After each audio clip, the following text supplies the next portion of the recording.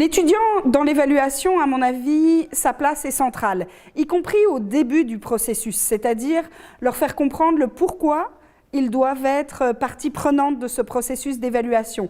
Quelle est leur place dans le dispositif? Comment leur avis va pouvoir bénéficier à l'amélioration du dispositif en question? Ça veut dire qu'on va les impliquer dès le départ, peut-être par un groupe de travail, par un groupe de réflexion, dans la mise en place du dispositif, évidemment dans la réponse effective aux questions d'évaluation du dispositif, que ce soit par questionnaire, par groupe de discussion, par entrevue. Et puis, moi, je pense qu'ils doivent en être les bénéficiaires, c'est-à-dire même si ce ne sont plus les mêmes étudiants, il est, à mon avis, essentiel que l'enseignant puisse faire un retour au groupe d'étudiants de l'évaluation précédente, de dire comment il en a tenu compte et comment ça a amené potentiellement une modification du dispositif. Ça aussi, ça va permettre aux étudiants d'avoir une réelle prise de conscience de la pertinence de leur retour pour la poursuite du processus.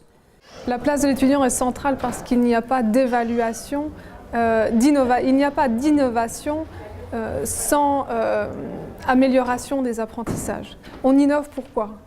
Il faut déjà se poser la question du pourquoi. Et on innove pour améliorer l'apprentissage. Donc l'étudiant est vraiment central et si on veut que ça fonctionne, il faut impliquer l'étudiant tout au long du processus d'innovation, dès le début jusqu'à la fin, pour qu'il puisse davantage s'impliquer à l'évaluation à la fin. Donc l'étudiant peut avoir différents rôles dans l'évaluation. Il peut agir en tant que répondant à un questionnaire, à un dispositif d'évaluation quelconque, mais il peut également être partie prenante de l'évaluation et développer le dispositif avec l'enseignant ou le conseiller pédagogique qui aurait développé l'outil.